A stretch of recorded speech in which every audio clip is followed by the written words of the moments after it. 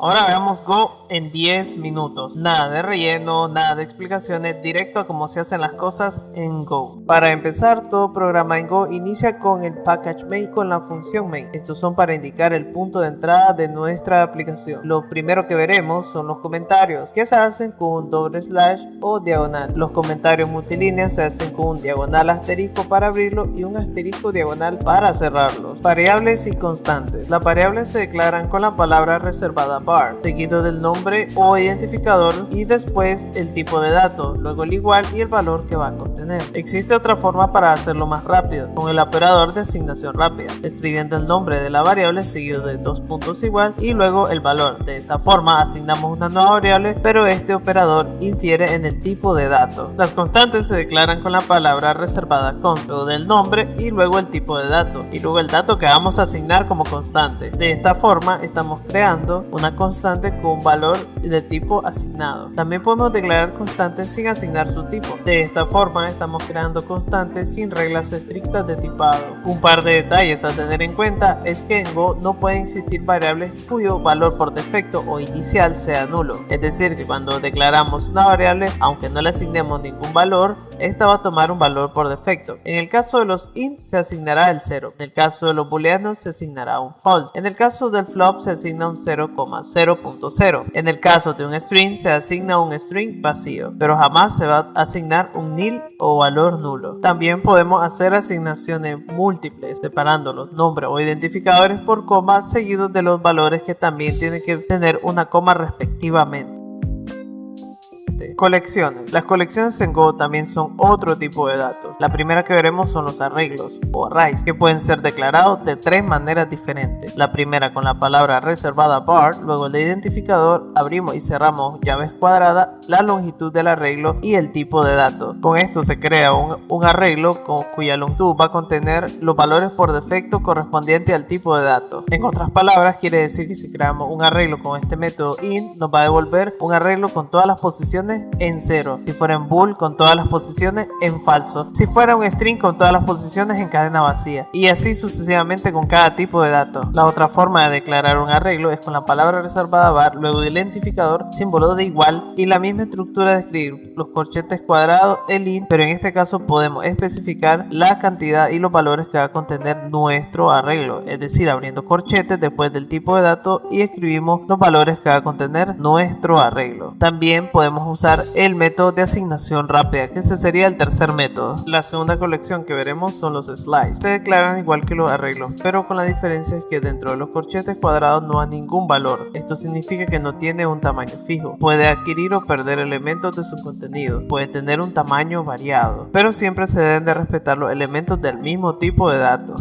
Tanto los slices como los arrays se accede a la información escribiendo entre corchetes cuadrados y dentro del número del índice. Si escribimos un índice que no es compatible con la longitud del array o del slide, la aplicación por completa marcará un error. La tercera colección que veremos serán los mapas o diccionarios, como se le conocen en otros lenguajes de programación. Son esas colecciones que tienen un sistema de clave y valor. En Go existen tres formas de declarar o crear mapas. La primera es con la palabra reservada la var, luego el nombre del mapa seguido de la palabra reservada map, abrimos corchetes o llaves cuadradas y dentro escribimos el tipo de dato que va a ser nuestra clave. Luego, fuera de las llaves cuadradas, escribimos el tipo de dato que será nuestro valor. Con esto ya tenemos una variable que va a reservar un espacio en memoria para nuestro diccionario y ahora tenemos que hacer o crear nuestro diccionario. Para esto almacenamos en nuestra variable que creamos con anterioridad el resultado de llamar a la función integrada make y le indicamos que construya nuestro diccionario exactamente con la misma firma que lo declaramos anteriormente. Y con esto ya tenemos nuestro diccionario listo para agregarle sus claves con sus valores. La siguiente forma es con el operador de asignación rápida. Simplemente asignamos a una variable con el operador de asignación rápido el resultado que nos va a devolver al crear nuestro diccionario con la función integrada make. Y la tercera forma, que es sin la función integrada make, simplemente definiendo nuestro diccionario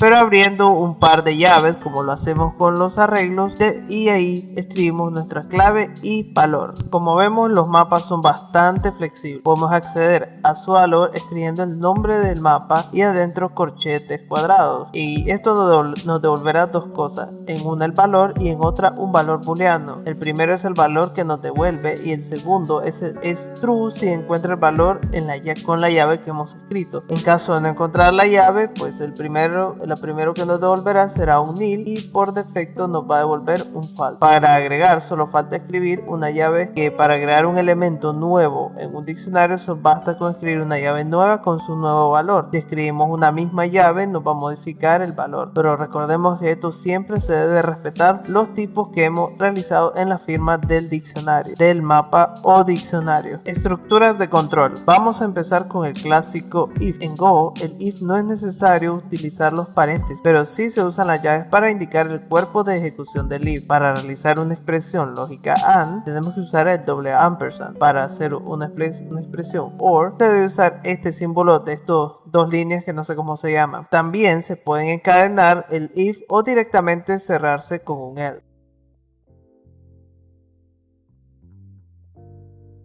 Algo curioso es que en Go se pueden hacer asignaciones justo en la declaración del if. Primero la palabra reservada if, luego la variable que vamos a asignar con el operador de asignación rápida, luego viene el cuerpo del if normalmente. Sentencia switch. En Go lo declaramos con la palabra reservada switch. Luego de la expresión o variable a evaluar, abrimos los corchetes y adentro van los casos en los cuales se va a indicar que se ejecutará para cuando la variable tenga dicho caso. Dentro del bloque del switch con la palabra reservada case vamos a definir los casos en los cuales nuestra expresión va a ejecutar un código si cumple el valor que le definimos.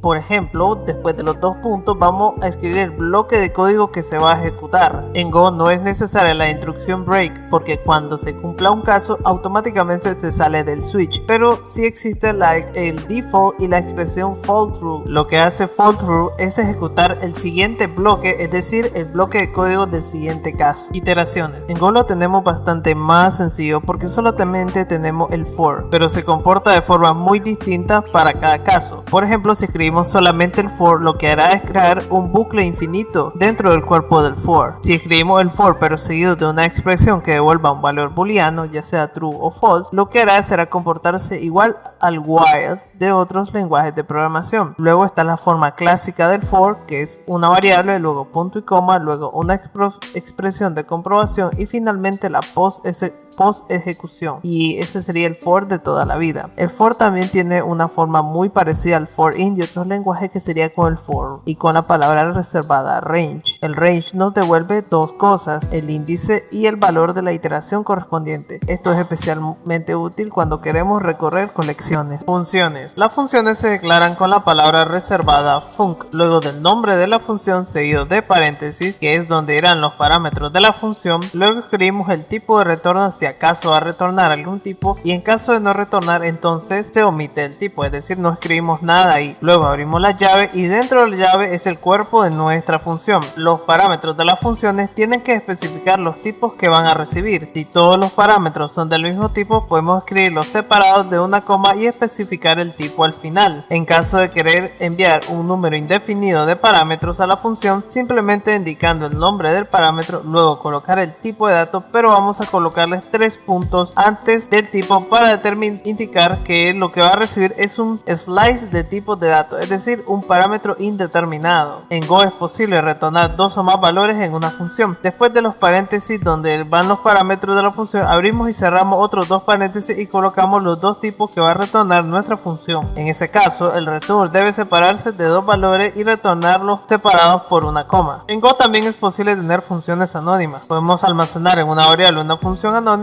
para ejecutarla posteriormente en nuestro código. También podemos tener funciones auto ejecutables colocando el paréntesis justo después de las llaves que cierran el cuerpo de nuestra función. Bien, eso ha sido Go en 10 minutos.